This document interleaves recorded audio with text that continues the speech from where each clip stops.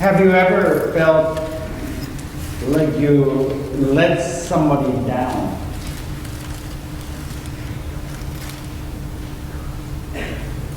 I'm sure you have.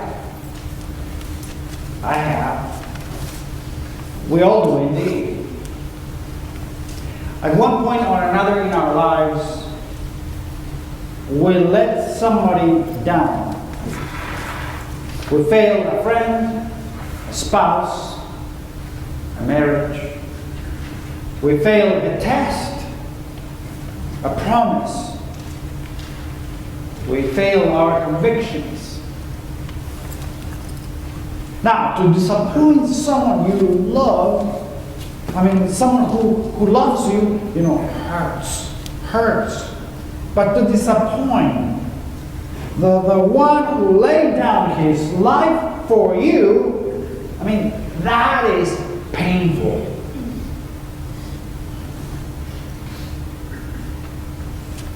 The thing is, history is filled with people who come up short in the moment of truth. Peter flagged at the moment of truth. After boasting that he would never leave Jesus, Peter watched from a distance as Jesus is led away and tried in that kangaroo court of the high priest. Peter stood outside and chose to warm himself by a fire. And 3 times he was recognized by the people, and 3 times he denied knowing Jesus. And when the rooster crowed, Scripture says that Peter wept bitterly. Yet, 3 days later, the women came with the news of the amazing thing that happened. The tomb is empty. And Peter is elated. And Jesus appears to Peter and the others. Yet I wonder, what must have been going through Peter's mind?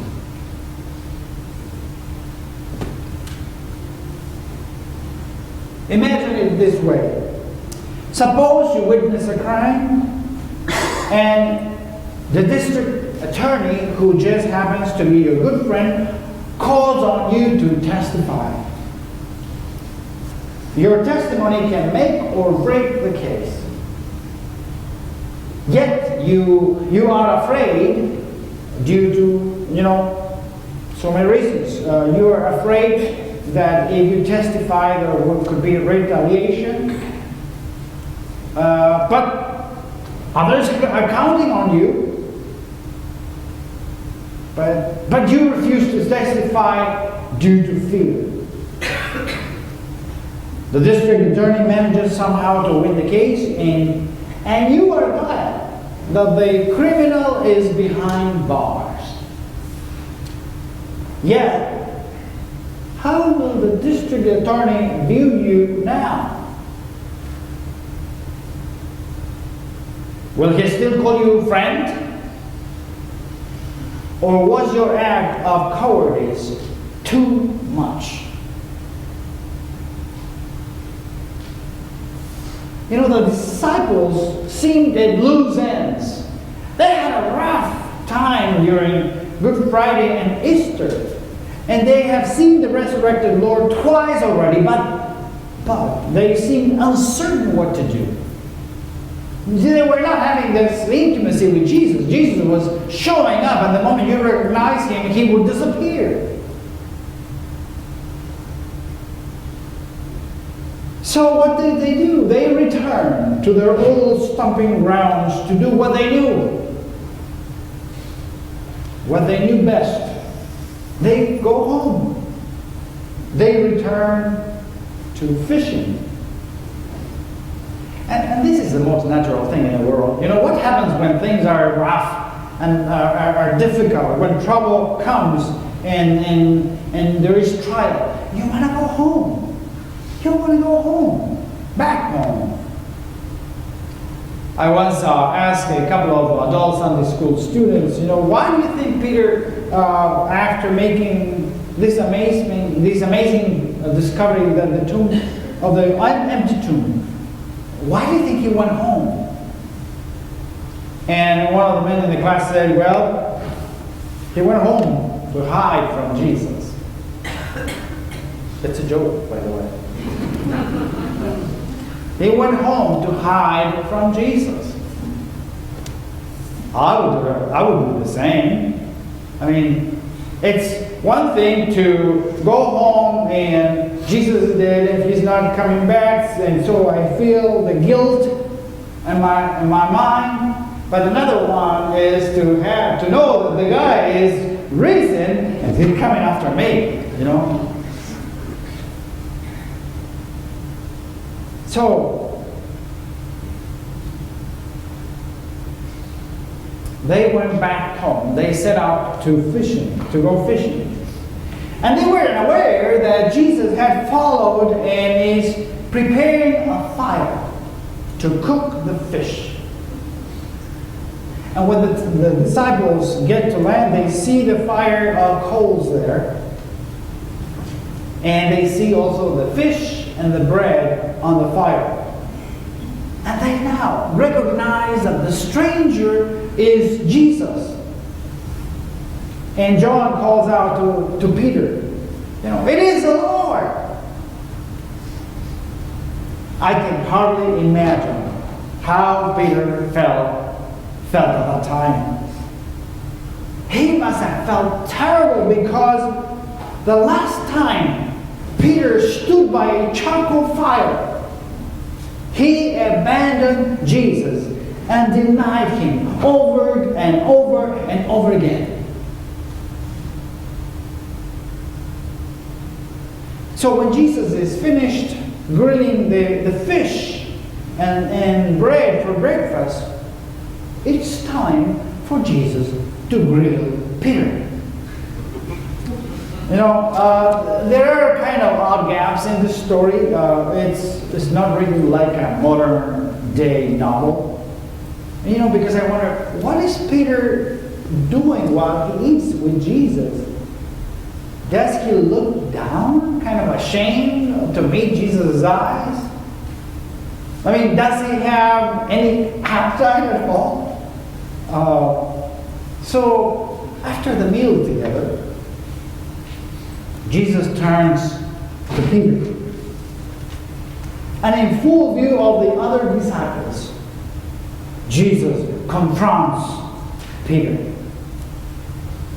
And Peter was full of doubts concerning where he now stood with his master.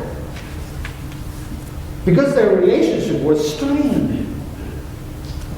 I suspect that he feared the day when Christ might say something like Peter, you really screwed up. You really did screw up big time. I mean, what's with those 3 denials? Why did you deny me? Yet, our Lord had too much compassion to push the knife of guilt any deeper into Peter's heart. Rather, his goal was to remove from Peter's heart all the guilt that was there, to perform a kind of deep soul surgery and effectively cut off the ache that was in Peter's heart. Jesus knew that Peter needed soul surgery, soul repair, because he needed to remove the moral injury that had left a huge gaping hole in his life. Moral injury. Have you heard that term before? It's like psychological trauma or PTSD, but let me tell you what moral injury is. It's a term using mental health, in the community of mental health, to describe the psychological damage people face when their actions contradict their deep-held moral beliefs and expectations. Did you get it?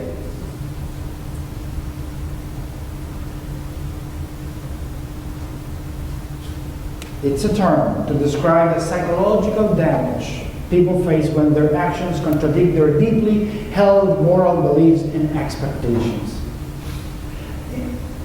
Just this. Imagine you work for the police.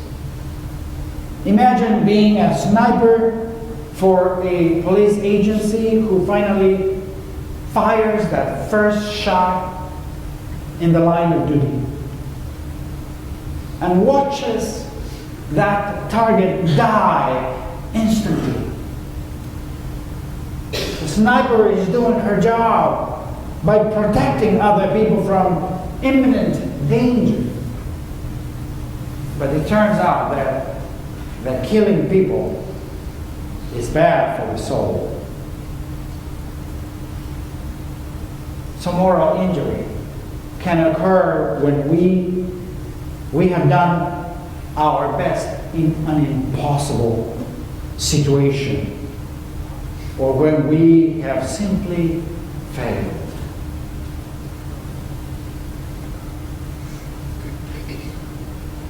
And Jesus now is standing there in front of Peter by the charcoal fire. You know, the last time they were together, the last time Peter was by the charcoal fire is when he denied Jesus on the night of the betrayal and arrest. And Jesus, asks Peter if he loves him. Like, ouch! Ooh. I didn't want to be there when that question was asked, actually. Ouch. I bet the crowd hushed at this point. Wow. Everyone knew that Peter had it coming. And everyone loves to see a good fight. Then he asked again. Jesus asked again. And again. And again. Have you asked that question before? Probably you have. To your friend, to your spouse. Do you love me? And probably you have heard that question many times when Jesus has asked you, do you love me? How have you answered it? Do you love me? The first two times Jesus asked Peter, do you love me? The Greek word Jesus uses for love, do you love me? The Greek word is agape. And this is the love that we find in John 3:16. For God so agape the world. So this kind of love is unreserved, unconditional, and wavering, and totally oriented for the good of the other. However, when Peter responds to Jesus, yes, Lord, I love you, he is not using the same Greek word of love, agape. He is using another word. He is using philios, which means friendship. So the first two encounters might be better translated as, Jesus, Peter, are you fully devoted to me? And Peter answers, yes, Lord, I am your friend. Because Peter is human. And while we might aspire to agape love, we will never fulfill that aspiration. And so when Jesus asked Peter for the third time, do you love me? Jesus changes the word. Jesus uses philios. So, in effect, he accepts Peter's offer of friendship. It's like Jesus says, Peter, are you my friend? And Peter says, Lord, you know everything. You know that I am your friend. Because the love that Peter can actually offer is philios. But that may not be agape love, but it is good enough love.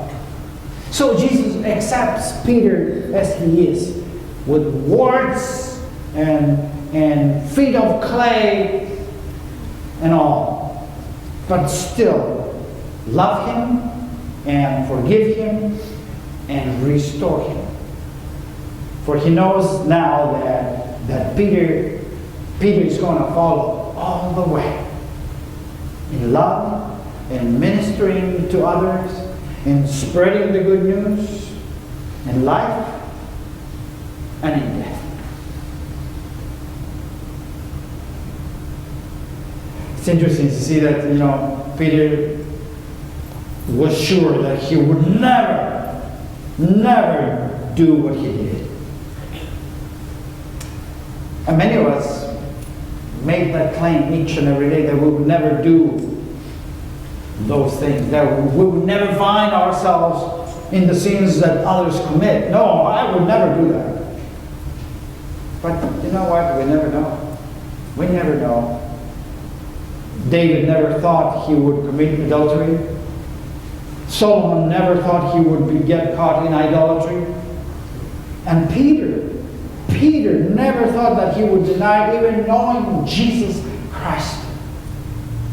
That's why 1 Corinthians 10:12 says, if you think you're strong, you should be careful not to fall.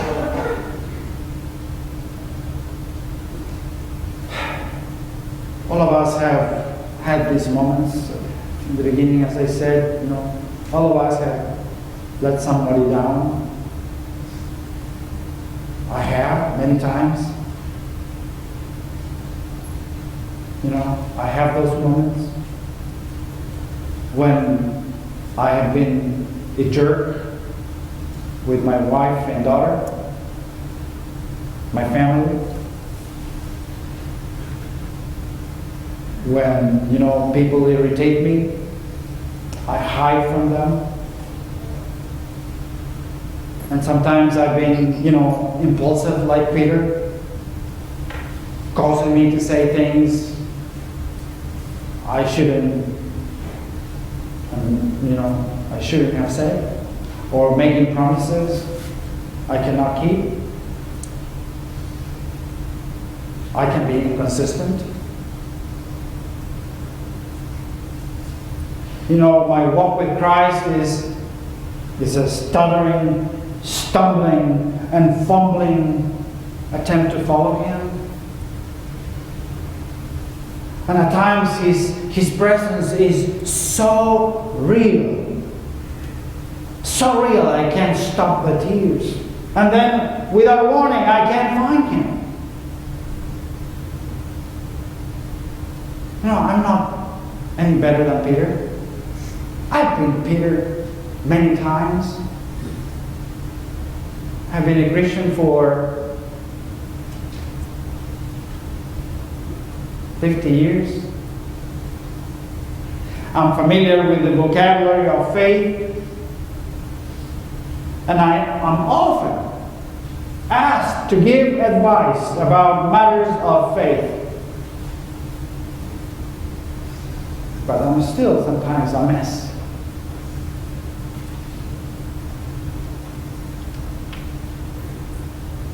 I am light years away from being able to say with Paul, copy me. Copy me.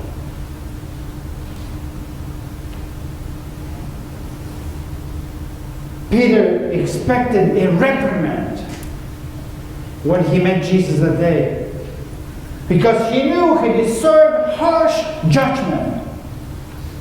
But what he got instead was another chance to be in a loving relationship with Jesus, another chance to share in ministry, another chance to be a disciple, another chance to show that Jesus was worthy of love. He got the grace of another day. And we all have the grace of another day. Instead of judgment, he received grace and a purpose. 3 times. Not just once, 3 times. And so it is with the rest of us. We show up to church, with any number of reasons to feel guilty or ashamed or embarrassed. We have much to confess, just as I did. We deny our love for Jesus as we give our love and allegiance to popularity, to prosperity, to success, to politics, you name it. What we get from Jesus is not judgment, but love. He feeds us and then calls us into life. A life of feeding others.